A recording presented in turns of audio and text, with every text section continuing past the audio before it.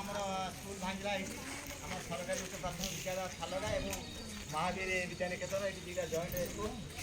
ଆଉ ଏଠି ଆମର ପିଲାମାନଙ୍କ ପାଇଁ ଗୋଟେ କିଛି ବାର୍ତ୍ତା ଦିଆଯାଇଛି ଯେ ଆସ ଗଛ ଲଗାଇବା।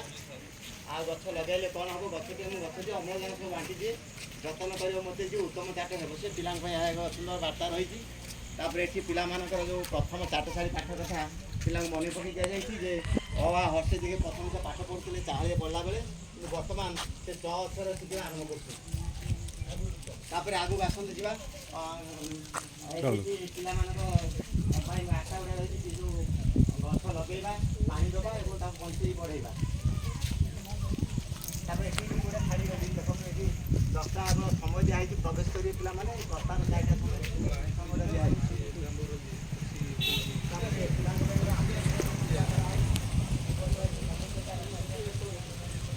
राहुल सर चलो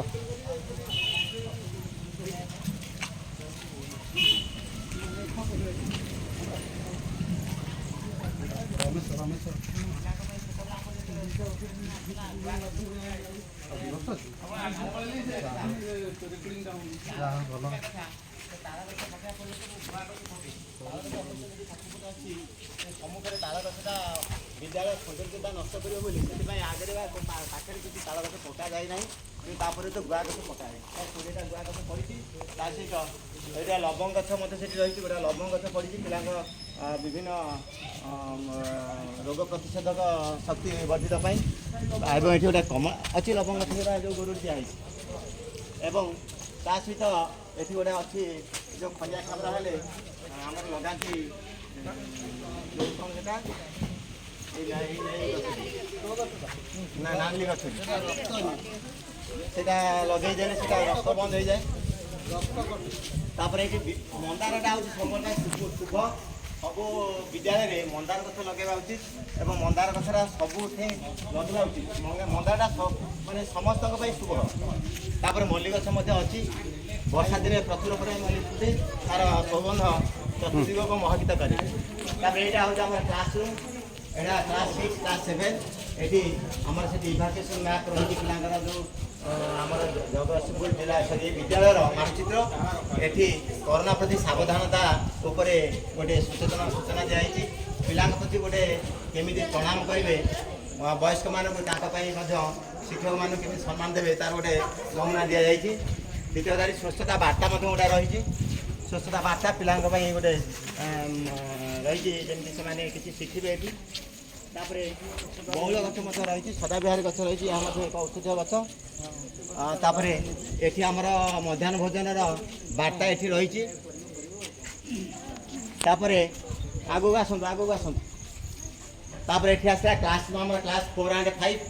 ଏଠି ଆମର ଆମ ଓଡ଼ିଶାର ସାହିତ୍ୟିକ ବା କବିମାନଙ୍କର ଯେ ଯେଉଁ ଉପାଧି ପାଇଛନ୍ତି ତାଙ୍କ ଉପାଧି ଗୁଡ଼ିକ ମଧ୍ୟ ଏଠି ବର୍ଣ୍ଣନା କରାଯାଇଛି, ତାଙ୍କ କିଏ କେଉଁ କବି କେଉଁ ଉପାଧି ପାଇଥିଲେ।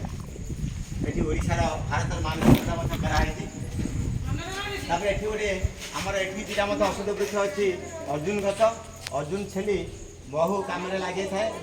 ଲୋକମାନଙ୍କର ଖଣ୍ଡିଆ ଖାବରା ଇତ୍ୟାଦି ଏବଂ ପୀଡ଼ା ରୋଗ ପାଇଁ ଉପକାରୀ। ଏବଂ ଜାମୁ ଗଛ ଯେମିତି ମଧ୍ୟ ଯେ ପତଳା ଝାଡ଼ା ହେଉଥିବ, ଜାମୁ ପତ୍ର ବା ଜାମୁ ଖୋଳିକି ସେତିକି ପିଇଲେ ଏବଂ ଡାଇବେଟିସ୍ ମାନଙ୍କ ପାଇଁ ଏହା ଏକ ଔଷଧି। ଏହା ଏକ ଜାମୁ ଡାଳ। ତାପରେ ପିଲାଙ୍କ ଖେଳ ପାଇଁ ଆମେ ଗୋଟେ ଦୋଳି ଏବଂ ଗୋଟେ ଖସଡ଼ା ମଧ୍ୟ କରିଛୁ, 4ଟି ଖସଡ଼ା। ପିଲା ଗୋଟେ ଦିଗରେ ଚଢ଼ିବେ, 3 ଦିଗରେ ଖସିବେ ଏବଂ ପିଲାଙ୍କ ଆମୋଦ ପ୍ରମୋଦ ପାଇଁ ବସା ଉଠା କରିବା ପାଇଁ ମଧ୍ୟ ସେଠି କରାଯାଇଛି, ଚେୟାର ସିଷ୍ଟମ କରାଯାଇଛି। ଏଠି ଦେଖ, ମୁଁ ବଞ୍ଚିବା ପାଇଁ ଗଛ ଲଗାଇବି, ଏହାକୁ ସବୁଦିନ ସୁରକ୍ଷା ଦେବି, ଏହା ଏକ ବାର୍ତ୍ତା ପିଲାଙ୍କ ପାଇଁ, ସୁନ୍ଦର ବାର୍ତ୍ତା। ପିଲା ଏଇ ବାର୍ତ୍ତାକୁ କିଛି ନେଇକରି ତାଙ୍କ ଘରେ ଏବଂ ବାହାରେ କରିବେ। ତାପରେ ଏଠି ଗୁରୁ ବ୍ରହ୍ମା, ଗୁରୁ ବିଷ୍ଣୁ, ଗୁରୁଦେବ ମହେଶ୍ୱର, ଏହା ଏକ ପିଲାମାନଙ୍କ ପାଇଁ ଗୁରୁଙ୍କ ପ୍ରତି କି ସମ୍ମାନ କେମିତି ଦିଆଯାଏ ତାହାର ମଧ୍ୟ ନମୁନା ଦର୍ଶାଯାଇଛି। ତାପରେ ଆଗକୁ ଆସନ୍ତୁ, ଆମେ ଯିବା ପ୍ରଥମେ ଆମର। ତାପରେ ଏମିତି ଅନେକ ବୃକ୍ଷଲତା ଅଛନ୍ତି, ଗୁଳ୍ମ ଜାତୀୟ ଗଛ ଅଛନ୍ତି ଯେଉଁଟାକି ଆମର ଔଷଧୀୟ ଗୁଣ ସେମାନଙ୍କର ଅଛି। ଆମେ ଆସିବା ପ୍ରଥମେ ଆମର କ୍ଲାସ୍ 1 to 3 କ୍ଲାସ୍କୁ। ସେଇଟା ଗୋଟେ ହେଉଛି କାଞ୍ଚନ ଗଛ, ସେଇଟା ନାଲି କାଞ୍ଚନ ମାନେ ନାଲି ଫୁଲ ଫୁଟେ। ସେଇଟା ଗୋଟେ ପ୍ରାୟକାର ମନ୍ଦାର, ତାର ନାଲି କଲର୍ ଆସିବ। ସେଇଟା ବର୍ଷା ଦିନ ଶୀତ ଦିନ ଫୁଟେ ପ୍ରବଳ ପ୍ରଚୁର ପରିମାଣରେ। ଏବେ ଆମେ ଆସିବା ଆମ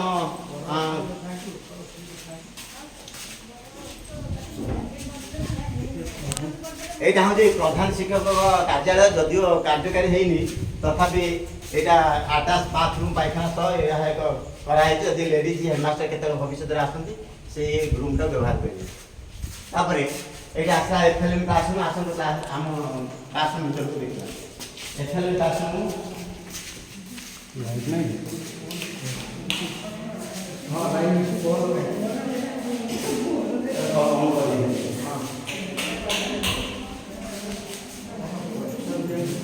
এটা হচ্ছে এফএলএম ক্লাসরুম আসুন।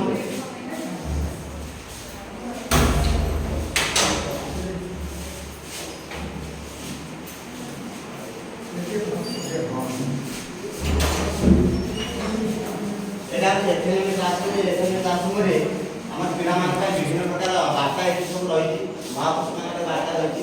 ତାପରେ ଯେତେ ଗୁଡ଼ିଏ ଚିତ୍ର ଏସବୁ କରାହେଇଛି ସେ ସବୁ ଗୋଟେ ଗୋଟେ ଟପିକ୍ ପିଲାଙ୍କ ପାଇଁ ଗୋଟେ ଟପିକ୍ ପ୍ରସ୍ତୁତ ପିଲାଙ୍କ ପାଇଁ ଏବଂ ଗ୍ରାଉଣ୍ଡ ବ୍ଲାକବୋର୍ଡ ମଧ୍ୟ କରାହେଇଛି।